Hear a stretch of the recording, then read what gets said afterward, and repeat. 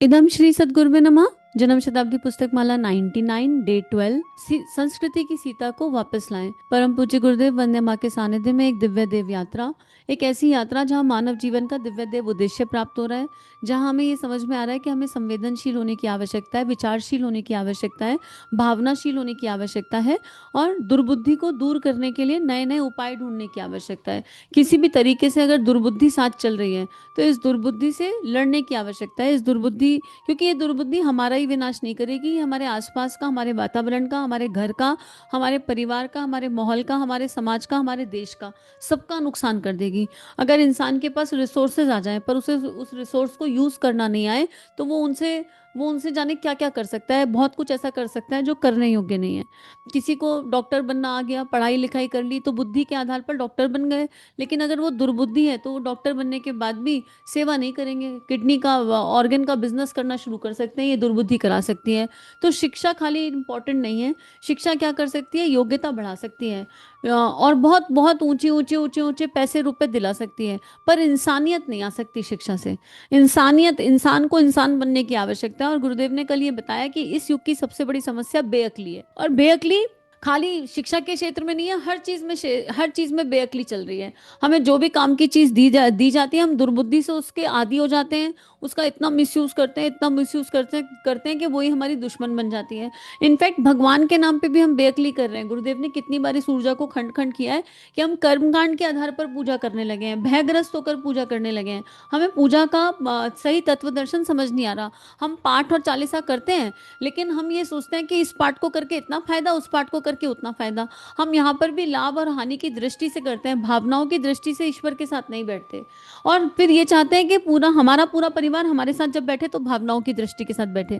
तो हम भावनाशील, अपने लिए तो हमें सब कुछ चाहिए, हमें प्रेम चाहिए चाहिए चाहिए, सबसे कटोरा लेकर प्रेम मांगते फिरेंगे, लेकिन जब बात देने की आएगी तो हमारे पास देने के लिए कुछ भी नहीं है, गाली गलौज जरूर दे देंगे। तो इस बात पर गुरुदेव का दुख, गुरुदेव के हृदय की पीड़ा एकदम साफ साफ समझ में आई कि अब हमको क्या करना है। पहले तो हमको ये देखना है कि हमारे जीवन में कितने तरह के कलेश हैं। वैसे तो पंच कलेश कहे जाते हैं, पर हम देख लें कलेश कहाँ से जन्म लेते हैं।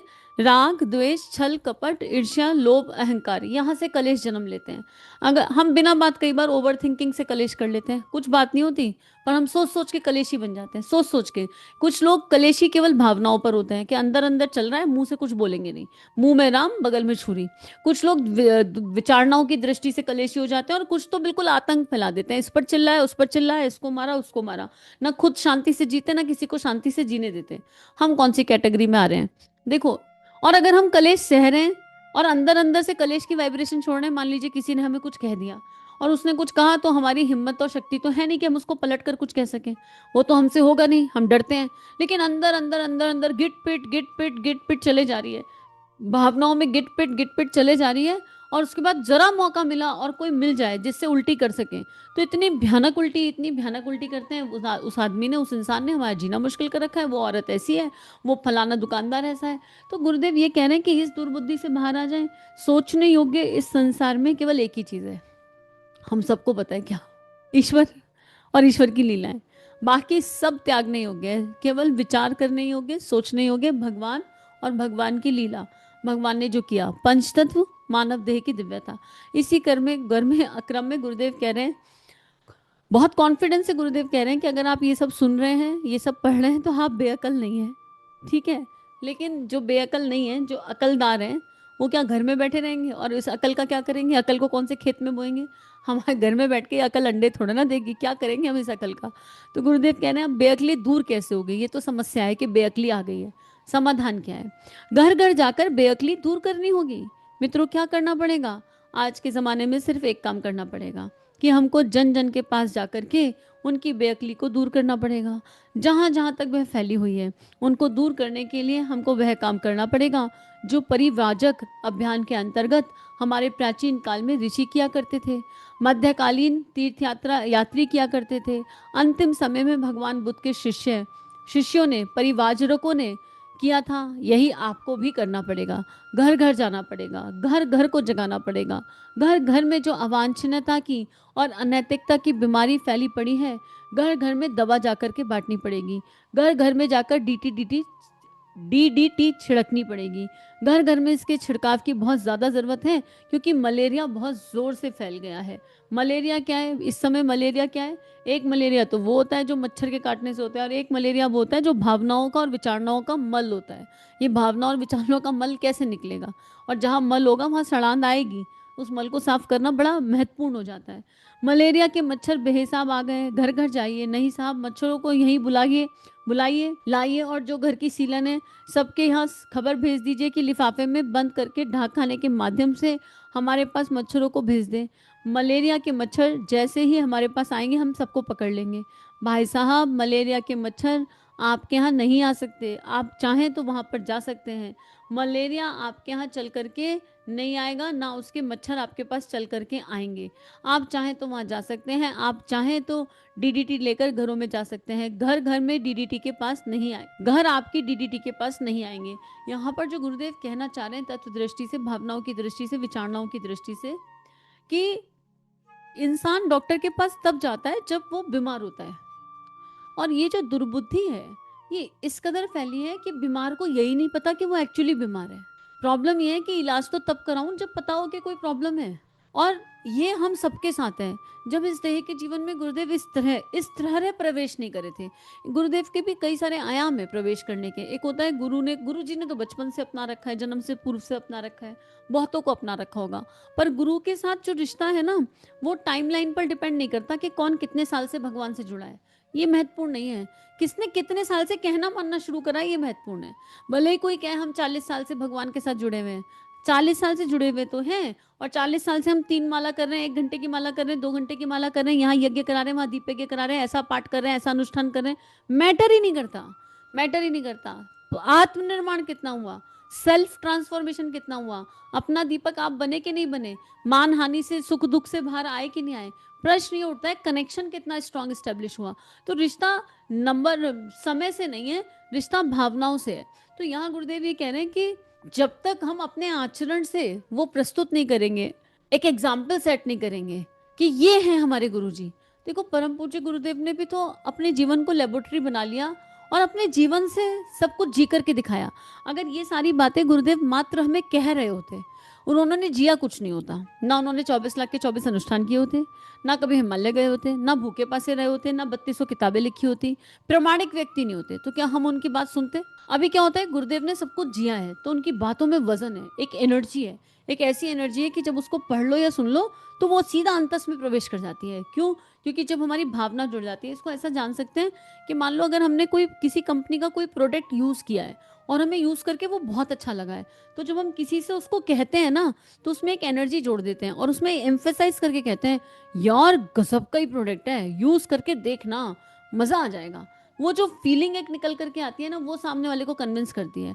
और अगर हमने प्रोडक्ट यूज नहीं किया तो हम कहेंगे हाँ सुना है, ऐड देखा है, अच्छा प्रोडक्ट है, करके देखेंगे, इस्तेमाल तुम भी कर लेना, एकदम कैजुअली जाके कहेंगे।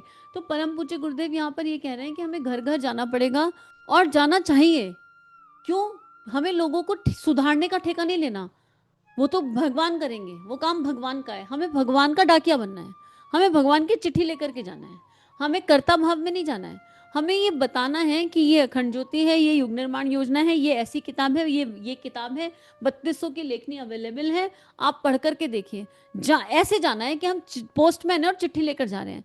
क्या होगा जब उस लेखनी से लोग जुड़ेंगे और जब हम जाएंगे तो हमारा एक व्यवहार तो दिखाई देगा, आवरण का नहीं, ऑरा मंडल फील होता है सामने वाले को। किसी को बीमार देख करके तुरंत से समझ में आ जाता है ना, देखकर यार ये कुछ हो गया है क्या, आप बीमार हो क्या, मतलब एक फीलिंग आ जाती है, समझ में आ जाता है। और कोई कोई ऐसा होता है कि बीमार है लेकिन मनोबल इतना मजबूत, आत्मबल इतना मजबूत, इतना स्ट्रांग कि वो बीमारी फील ही नहीं होती, पता ही नहीं चलता कि अगला बीमार है। तो मनोबल जो मनोबल के धनी होते हैं, जो आत्मबल के धनी होते हैं, जो ब्रह्म बल के धनी होते हैं, उनके अपने घर में 100 समस्याएं भी चल रही हो, 100 समस्याएं भी, देन ऑल्सो जब वो किसी से मिलेंगे तो इतना जबरदस्त जॉली नेचर से मिलेंगे, इतने ऊंचे आत्मबल से मिलेंगे। यहाँ पर विवेकानंद जी को याद करिए, जब विवेकानंद जी शिकागो गए थे तो जो शिकागो में वो जो कॉन्फ्रेंस होनी थी, धर्म सभा होनी थी, वो डिले हो गई और वो हुई शायद 4 महीने डिले, और उनके पास रहने के लिए कोई व्यवस्था नहीं थी। तो विवेकानंद जी ने अपने आप को ठंड से बचाने के लिए कचरों के डब्बे तक में रहे हैं, मतलब इतना कठिन समय वहां बिताया। और वो लेटर खो गया था, जिस लेटर के बिहाफ पर जाना था, वो तो एक एग्जाम्पल सेट करना करना था। विवेकानंद जी से लेटर खो जाए, इतनी ऊंची चेतना, ये संभव नहीं है, लेकिन एक एग्जाम्पल सेट करना था कि कितनी भी मुश्किल परिस्थिति आ जाए, हम भारत का काम करने गए, अपने गुरु का काम करने गए, तो हम कर कर ही लौट के आएंगे। हम ये नहीं कहेंगे ऐसी मुसीबत आई और वैसी मुसीबत आई। तो वो लौट कर नहीं आ सकते थे।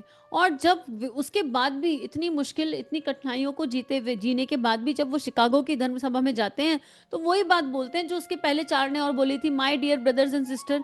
3 मिनट तक तालियां गड़गड़ाती हैं। क्यों? क्योंकि विवेकानंद जी एक्चुअली उसको जी रहे थे। स्वामी जी उस फीलिंग को फील कर रहे थे कि ये सब मेरे भाई बहन है, ये सब मेरे अपने हैं, इनमें कोई पराया नहीं है। तो यहाँ गुरुदेव ये कह रहे हैं कि जब हम चिट्ठी लेकर जाएंगे, तो अगर हमारे आचरण में, हमारे औरा मंडल में हमारा गुरु होगा ना, और गुरु की शिक्षाओं को हमने आत्मसात करने का अभ्यास प्रयास किया होगा, परफेक्शन की बात नहीं है, बस आत्मसात, अभ्यास और प्रयास, कोशिश कोशिश, तो वो गुरु हमारी देह से प्रकट हो रहा होगा, उनकी एनर्जी देह से प्रकट हो रही होगी, और सामने वाला दो बात करे बिना रहेगा नहीं, और आपका स्वागत करके आपको अंदर बैठा लेगा।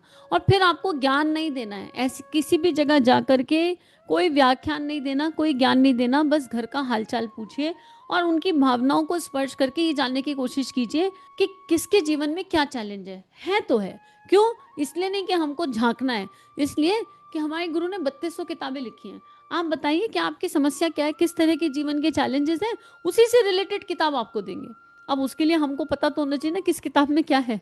अगर खुद से पढ़ा नहीं होगा तो क्या बांट करके आएंगे, और अगर नहीं हो पा रहा है तो चलो अखंड ज्योति तो बांट ही सकते हैं, कुछ नहीं कर सकते तो ये एक बात है। तो गुरुदेव कह रहे हैं क्योंकि इस समय क्या हो रहा है कि बीमार को वो ये पता ही नहीं कि वो बीमार है।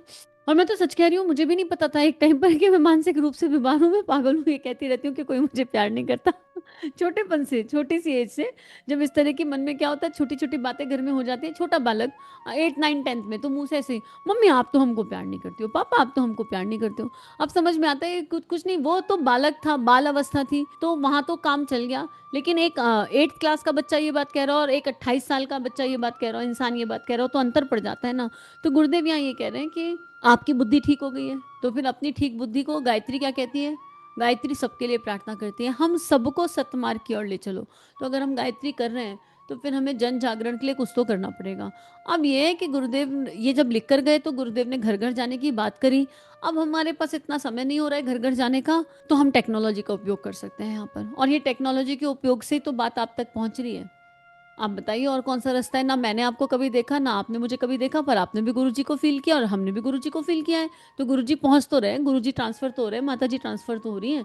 कितने सारे साथी हैं, कौन सा किसको किसने देखा है नहीं जानते, लेकिन फिर भी ये टेक्नोलॉजी काम तो कर रही है। तो बस बात यह है कि हम अपने हिस्से का कर लें, जो हमारे पास आया है, जो आज्ञा हमें मिल रही है अपने ईश्वर से, अपने परमात्मा से, उस काम को हम कर लें तो जीवन अपने आप धन्य हो जाएगा। अब गुरुदेव कह रहे हैं कि ये काम एक के बस की नहीं है, लेकिन एक अकेला हर अकेला ये कहना शुरू कर दे हमारे करने से क्या होगा, हमारे करने से क्या होगा, तो फिर गिलहरी को याद करने की आवश्यकता है। हम कुछ भी नहीं है, हम एक गिलहरी तो हैं। हमें कुछ मिलेगा नहीं मिलेगा, गुरु का सानिध्य मिलेगा और बड़ा प्रेम स्पर्श मिलता है और बड़ा सुकून मिलता है। नींद बड़े सुकून की आती है, कितनी टेंशन हो चारों तरफ, कितना ही हाहाकार मचाओ, बड़े मस्त मन से इंसान शांति से सोता है। क्यों? क्योंकि उसे पता होता है कि मानव जीवन का कुछ तो उपयोग हो गया। और जब आत्मनिर्माण की यात्रा पर चलो, तो वो एक परम प्रकाश जब भीतर से प्रकट होता है ना, मतलब वो एक ऐसा प्रकाश होता है जिसका स्वाद भीतर से ही आता है और उसको समझाया भी नहीं जा सकता। कहाँ तो कलेशों में घूम रहे थे, रोते रोते रोते रोते जीवन बीत रहा था, और कहाँ ये सोच रहे हैं कि लास्ट रोई कब थे। अगर मैं ये याद करने लगूंगी मैं लास्ट रोई कब थी, तो शायद मुझे याद ही नहीं आएगा कि लास्ट में रोई कब थी। मतलब भगवान के प्रेम में तो आए दिन रोते हैं, लेकिन इंसानी दर्द में दैहिक ऊर्जा से कब रोई लास्ट, शायद याद नहीं आएगा। बड़ा कठिन है ये याद कर पाना। और मुस्कुराए कब थे, तो हर समय मुस्कुराते हैं, हर एवरी टाइम स्माइल रहती है, अपने आप लानी नहीं पड़ती। गुरुदेव ने मुस्कुराहट को स्वभाव बना दिया है, कहीं ना कुछ कुछ ऐसा मैजिक कर दिया है। तो क्या आप नहीं मुस्कुराना चाहते हैं? बताओ, इस दुनिया में कोई एक ऐसा है जो मुस्कुराना नहीं चाहता? तो अगर मुस्कुराना चाहते हैं तो चलो काम पे लग जाते हैं। इसके सिवा तो कुछ करने की आवश्यकता नहीं है। सभी अपना ध्यान रखिए, नियमित ध्यान करते रहिए। इदम श्री सद्गुरुवे नमः। इदम श्री सद्गुरुवे नमः। चलो गुरुदेव के सपने सजाने की शपथ लें। युग दृष्टा, युग ऋषि, परम पूज्य गुरुदेव की लेखनी जन जन के जीवन को प्रभावित कर सकती है, जन जन का ट्रांसफॉर्मेशन कर सकती है, हर किसी को परमानेंट आनंद की तरफ ले जा सकती है। इस कार्य को करने में हमें आपका सहयोग चाहिए। अगर ये वीडियो आपको कंट्रीब्यूट करते हैं तो इन्हें विश्वव्यापी बनाने में हमारी सहायता कीजिए। चैनल को लाइक कीजिए, सब्सक्राइब कीजिए और शेयर कीजिए। इदम श्री सद्गुरुवे नमः।